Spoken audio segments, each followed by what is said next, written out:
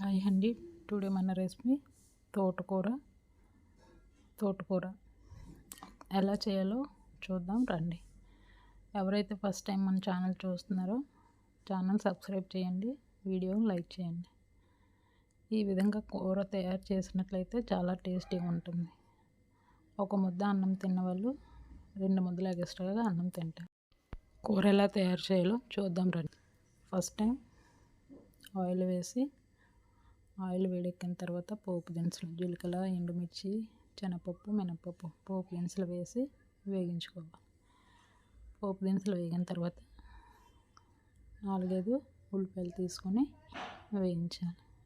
వేగిన ఉల్లిపాయల్లో కారం వేసి మరొకసారి వేగనివ్వాలి. అది కూడా వేగిన తర్వాత కడిగి పెట్టుకున్న తోటకూర అంతా వేసుకోవాలి. మొత్తం తోటకూర వేసుకున్న తర్వాత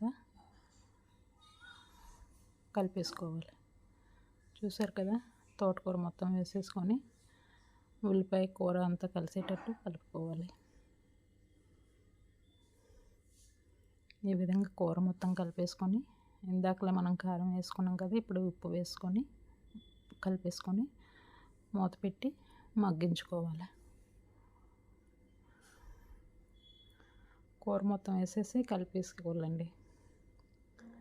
ఇంక ఇప్పుడు ఒకసారి మూత పెట్టేసి కూర అంతా లో ఫ్లేమ్లో పెట్టి ఉడకనివ్వాలి. చూసారు కదా, మన కూర మధ్య మధ్యలో కలుపుతూ అలా విధంగా ఉడికించేసుకోండి. చూసారు కదా, కూర మొత్తం ఉడికిపోయిన తర్వాత ఉడికిపోయింది. ఇంకా దీన్ని ఒకసారి ఇంకా మన కూర మొత్తం ఉడికిపోగానే ఆ విధంగా ఉడుకుతుంది. ఆయిల్ కొంచెం ఎక్కువ వేసుకుంటేనే టేస్ట్ ఉంటుందండి. అలా అని చెప్పి ఎక్కువ వేసుకోకండి. కూరకు సరిపడా వేసుకొని కొద్దిగా ఒక స్పూన్ వేసుకోండి. చూసారు కదా, చాలా టేస్టీగా ఉంది కూర కూడా.